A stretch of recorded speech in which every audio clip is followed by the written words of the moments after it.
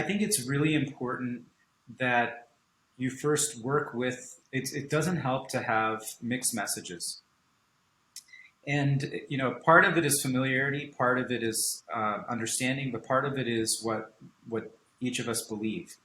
And so in terms of our field, I think it's easier to make a recommendation that is found in the NCCN guidelines. For example, when they're generalized guidelines that are well accepted, you have more confidence that there's general agreement that, okay, this is a legitimate, evidence-based, peer-reviewed use of such and such therapy. For example, I mentioned acupuncture for joint pains. Okay, for other things, it may be more debatable, and so that's part of it, is to develop the evidence so that there's less gap between what one provider believes and what another provider has as their belief system for a practice.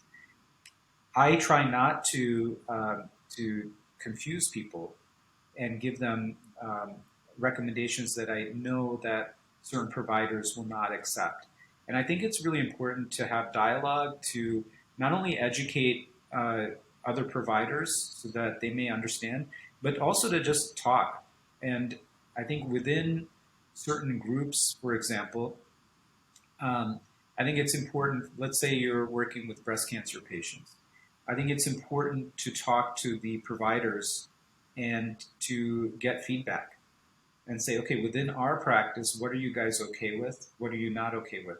That may look different in different settings. If you're in a private practice, for example, and you're not necessarily collaborating as much within a group, you may not have those kind of opportunities.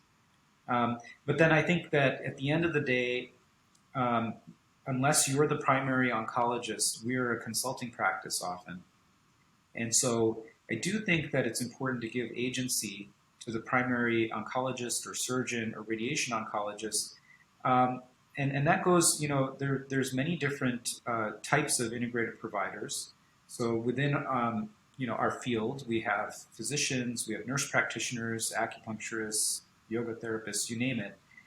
And I think for all of us, we need to recognize that we are part of a team, and that usually if I'm the primary on that team, there's always a leader on a team.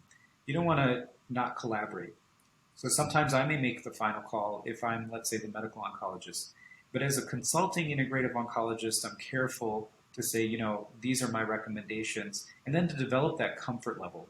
And I think if the communication is good, then over time people will develop trust.